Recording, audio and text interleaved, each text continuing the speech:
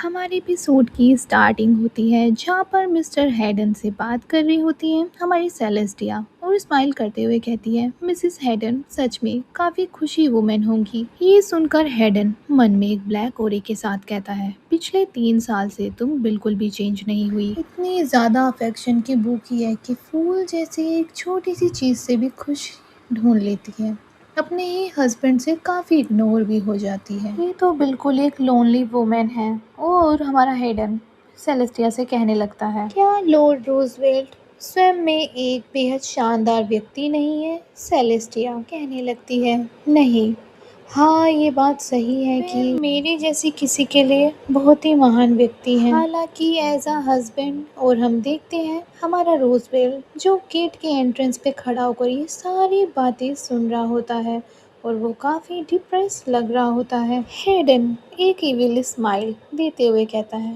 Lady Celestia. ये बोलकर वो सेलेस्टिया को चुप कर देता है और कहता है हाँ ये बात सच है कि मेरा रिलेशनशिप मेरी वाइफ के साथ भी अच्छा नहीं चल रहा। और हमारी सेलेस्टिया चौंक कर उसकी तरफ देखती है। हाँ, हेडन उसे बताने लगता है ये एडमिट करना काफ़ी ज़्यादा एम्बैरेसिंग है लेकिन मुझे लगता है कि मेरी वाइफ का हार्ट कहीं और है और ये एक पॉलिटिकल मैरिज थी। उसे बस एक ऐसा मैन चाहिए था जो उसकी फैमिली के हॉस्पिटल को संभाल सके, रनिंग कर सके और उसे एक चाइल्ड दे सके। हेडन ये सब बताते हुए मन ही मन कहता है ये सब एक मजाक है। इनोसेंट सेलेस्टिया जो ये बात सुनकर अपने मुंह पर हाथ रख लेती है और घबराती हुई कहती है ओह ये बात है।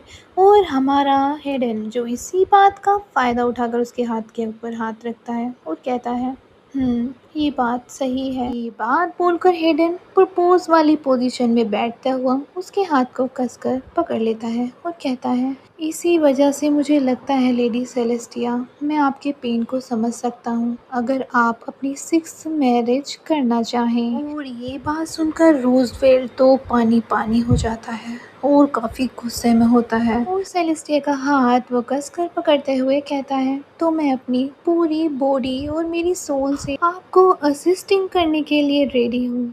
और अगर हाउस ऑफ रोएज आपका एक सहायक बन जाए, आपका पैट्रन बन जाए तो आप और भी ज़्यादा हायर ऊंचाइयों तक पहुंच सकती हैं। ये सुनकर तो हमारी सेलेस्टिया के एक्सप्रेशन ही उड़ जाते हैं, जैसे वो थोड़ी कंफ्यूज हो जाती है कि ये सब क्या चल रहा है और वो कहने लगती है थैंक यू वेरी मच।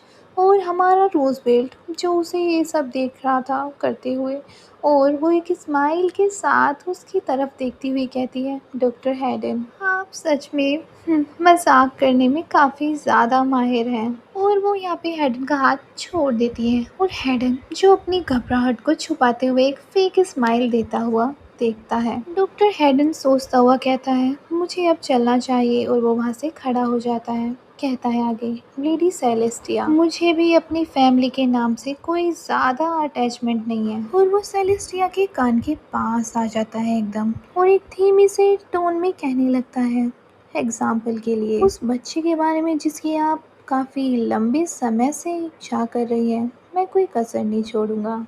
और ये बात सुनकर सेलेस्टिया की तो आंखें ही फट जाती हैं कि इसको ये सब बातें कहाँ से पता चली। और वहाँ से हेडन थोड़ी दूर जाने लगता है और कहता है वेल देन टेक केयर अपना ख्याल रखिए प्लीज़। और वो वहाँ से चला जाता है। हमारी सेलेस्टिया अपनी विंडो से उसे देख रही होती है जाते हुए और हेडन नीचे से उसको दूर से ही हाथ हिलाकर बाय कर रहा होता है। सेलेस्टिया उसे देखकर स्माइल करते हुए बाय का आंसर करती है और तभी हमारा रूजवेल्ट दबे पैर पीछे से आने लगता है। सेलेस्टिया को ऐसा लगता है जैसे उसके पीछे कोई है। रूजवेल्ट गुस्से में एक ब्लैक ओरी के साथ कहता है उस आदमी के करीब मत जाना। ये सुनकर सेलेस्टिया पीछे की तरफ मुड़ के देखती है। रूजवेल्ट उसे देख रहा होता है। सेलेस्टिया देखकर कहती है लॉर्ड रूजवेल्ट आप यहाँ पर। और वो बीच में रुक जाती है और हमारा रोजवेल्ट गुस्से में कहता है मैं उसे इस स्टेट में आने जाने से मना करता हूँ। सेलेस्टिया शॉक्ड हो जाती है सुनकर और कहती है आने जाने से मना करते हैं डॉक्टर हेडन आपका क्या मतलब है, ये इम्पॉसिबल है। रोजवेल्ट गुस्से में देखता हुआ कहता है वो किस तरह का इंसान है जो किसी और की वाइफ को सेड्यूस करने की कोशिश कर रहा है। रूजवेल्ट गुस्से में वही सीन याद करता है जहाँ पर हेडन हमारी सेलेस्टिया को अपनी ट्रैप में फंसा रहा था। सेलेस्टिया घबराते हुए सफाई देती हुई कहती है, वो तो बस मजाक कर रहे थे, है ना। डॉक्टर हेडन तो बस मेरा मन बहलाने के लिए कोशिश कर रहे थे। ये सुनकर हमारा रूजवेल्ट उसे घूरता हुआ कहता है, एक गुस्से वाले टोन में, उसमें तुम्हें मजाक वाला पार्ट कौन सा लगा। और वो वही मोमेंट याद करता है जब वो सारी बातें देख रहा था उसे करते हुए। और वो सेलेस्टिया से कहता है, उस आदमी की नज़रें खराब हैं और उसका स्वभाव भी, उसका नेचर भी खराब है। ना सुनकर तो सेलेस्टिया बिल्कुल शॉक्ड हो जाती है कि ये सब क्या चल रहा है, और वो काफ़ी ज़्यादा दुखी लग रही होती है। और हमारी सेलेस्टिया गुस्से में अपना हाथ भींचती है और कहती है, प्लीज़ अपनी बातें वापस लीजिए। सेलेस्टिया गुस्सा करते हुए उसकी ओर देखती हुई कहती है, वो मेरा फ्रेंड है। और सेलेस्टिया का ये रूप देखकर तो हमारा रूजवेल्ट भी उसे देख रहा होता है फोकस करके।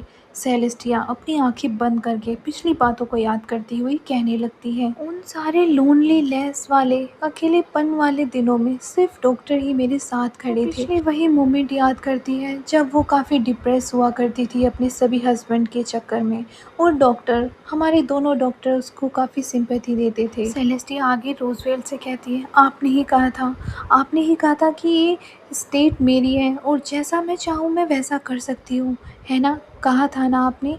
और ये सुनकर हमारा रोजवेल्ट तो काफ़ी गुस्से में दांत भींचने लगता है और कहता है, तो तुम कहना क्या चाहती हो। और ये बात बोलकर वो दीवार में अपना एक पंच जोरदार मारता है, और ये देखकर सेलेस्टिया भी शॉक हो जाती है।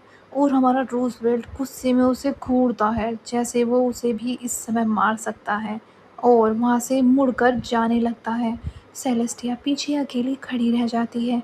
वो रूम का गेट खोलता है, सेलेस्टिया की तरफ मुड़ता है और कहने लगता है, क्या तुम्हारी आंखें भी उसी की तरह सड़ गई हैं या उसी की तरह खराब हो गई हैं। ये सारी बातें बोलकर रूजवेल्ट वहाँ से चला जाता है। सेलेस्टिया अकेले रूम में खड़ी रह जाती है, काफ़ी ज़्यादा तन्हाई में। तभी हमें दूसरी मॉर्निंग दिखाई जाती है, प्यारा सा आसमान, विंडो के बाहर सामने की तरफ हेडन वापस आ चुका है और कहता है, good morning lady Celestia.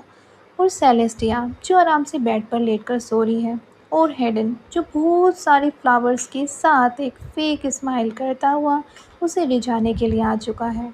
Celestia उसकी ओर देखकर कहती है, गुड मॉर्निंग डॉक्टर हेडन।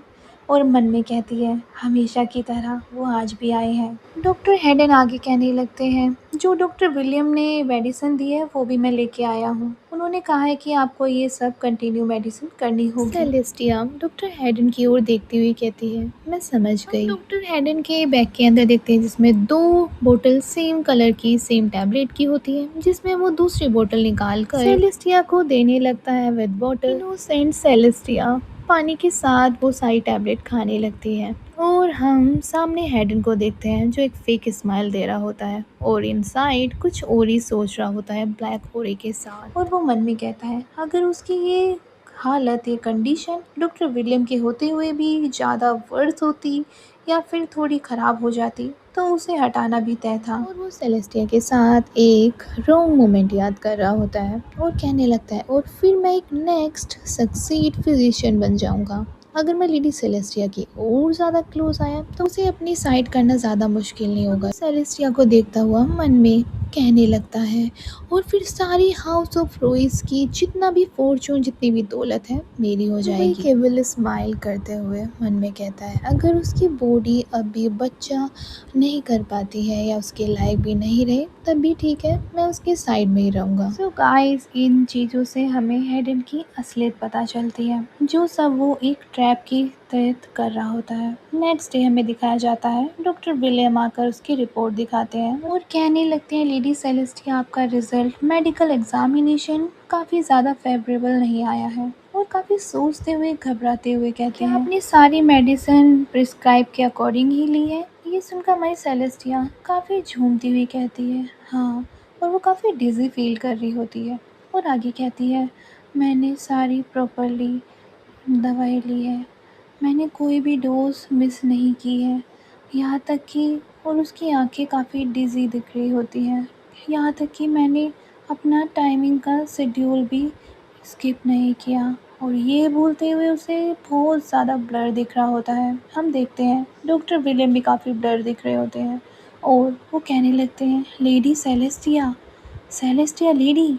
और यहाँ पर हमारी हीरोइन बेहोश हो जाती है और एक मेड जो भागती हुई रूजवेल्ट के रूम में जाती है और चिल्लाती हुई कहती है रूजवेल्ट, लॉर्ड, लॉर्ड रूजवेल्ट। और हमारा रूजवेल्ट जो काफ़ी शॉक्ड हो जाता है और कहता है सेलिस, क्या हुआ सेलिस को। और वो वहाँ से खड़ा हो जाता है और काफ़ी घबराया हुआ दिख रहा होता है। और ये एपिसोड भी इसी के साथ एंड हो जाता है। सो गाइस, आपको ये एपिसोड कैसा लगा please let me know in comment section. Thank you so much and bye.